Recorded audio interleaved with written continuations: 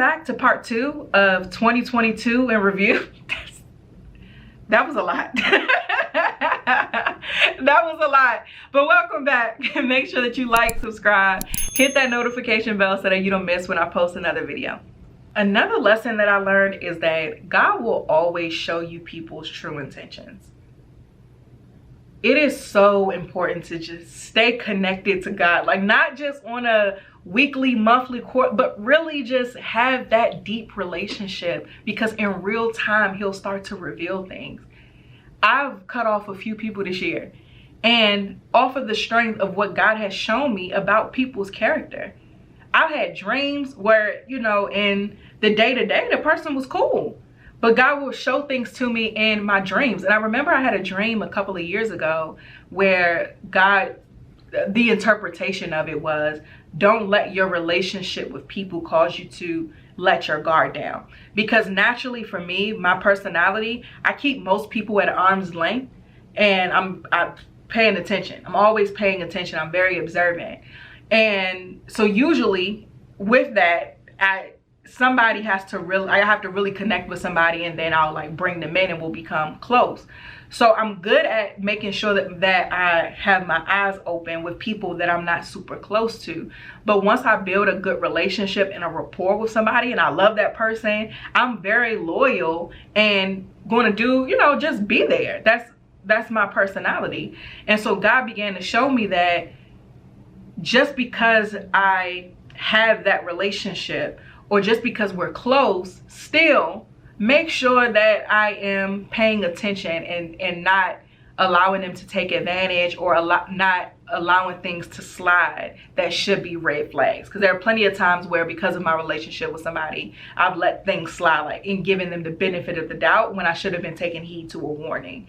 And so this year since that dream and understanding that interpretation of that dream, I've really just been mindful of that when it comes to relationships. And not when I'm like, not to the point where I'm like looking at everybody with my eye open and sizing them up in every interaction. Nothing like that. Just still loving people and being myself and having that relationship. But also when things come up, paying attention to that as well. And sometimes that's a simple conversation. You know what I mean? I'm not afraid of conflict at all. Sometimes it's just a simple conversation and say, hey, you know, you did this, I don't like it. Sometimes though, it's, oh no, this person has to go. So there, again, God will reveal to you certain things, and he'll also reveal to you how to deal with them. One of my biggest lessons this year is just how much he will really show you. Because I've seen some true colors of a few folks this year, and I just act accordingly, and that's okay. Some things I tried this year though that ain't work, because I know we get over here, we talk about all the great things that's happened and all the things that's going well, but let's talk about some L's, okay? The first L I took this year is not having an assistant. Now, I didn't hire an assistant because I've been burned and I had PTSD.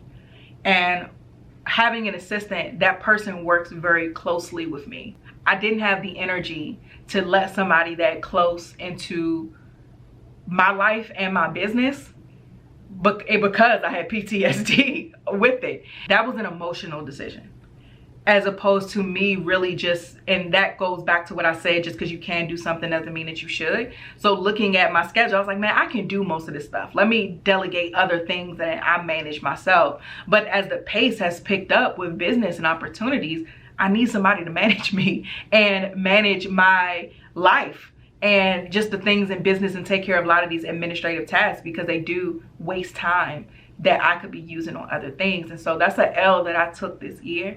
And it's okay, because I just did my strategic planning for next year, and I'm very excited because God revealed to me exactly who would be my assistant. And she already works with me in a different capacity, but it's somebody that I already trust, somebody that has proven themselves to be a hard worker. So I'm very, very hype about that. So hiring this person as an assistant, in addition to what they already do in other areas, is a no-brainer. So I'm very excited. But that was definitely an L I took this year. My inbox with my emails, I'll be looking like, bro, it'd be like a day and it's 300 emails in there. I'm like, what is going on? I took an L with that this year. I should have not let my PTSD affect my business decision making. I'll take that L, but I'm gonna pivot and get it right next year. Another L I took this year was interns. We just gonna leave that one there. Not doing that anymore. The Anchor Media internship program is dead. Until the Lord says that it should be revived, it is deceased.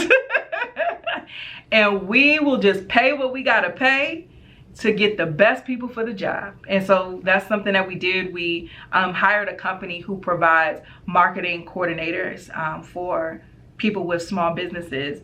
And we invested in that. We have somebody on our marketing team that is very efficient, gets the job done. And I actually got some intel from that. It's a guy on our team. And it put in my head like, man, maybe we should hire more men, because men just generally work differently than women. I'm not saying one is better than the other. I'm just saying that it is a difference. And what has worked well for us on our team with getting things done is having a guy on our team in this capacity has been very beneficial for us. So that's something that I think about, like, in my hiring, I know usually women come to us, but I'm very interested in hiring more men and seeing how that impacts the productivity and the workflow of the team. Something else that made me take a L this year. So I started taking meetings only 2 days a week. And I did that because I realized that I was spending too much time in the business versus on the business. And so one of the ways that I tried to mitigate that was, okay, only Tuesdays and Thursdays is when I take meetings. No meetings Monday, Wednesday, and Friday for outside people. I'll meet with my team whenever.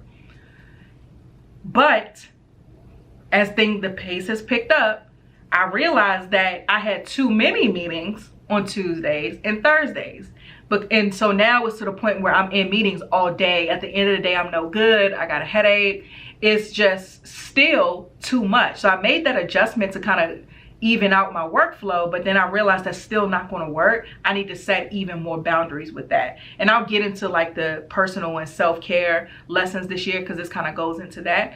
But in another video, because this kind of goes into that. But what I started doing was even minimizing the time on Tuesdays and Thursdays that I took meetings. So I don't take any meetings now on Tuesdays and Thursdays before 1 o'clock. Reason being is my brain works the best in the morning.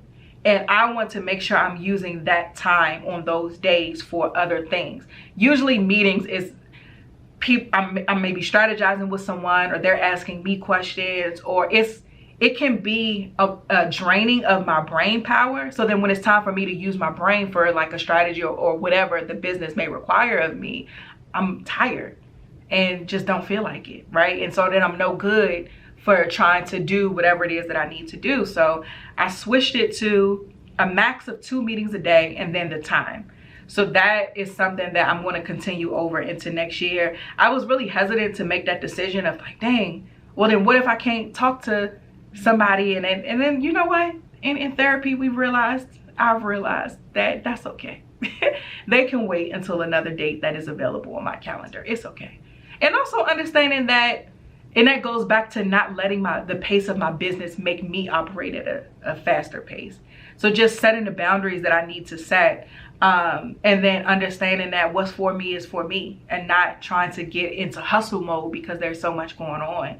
And so that was a big lesson for me. Just that way of doing things wasn't working. I needed to fix it. So that's it for this video. Make sure that you like, subscribe, hit that notification bell. Also, click the link in the description and sign up for my book launch list. It's a lot in my new book that I'm hype about. She is Uncompromising, a Christian woman's guide to mastering motherhood, business, and everything in between.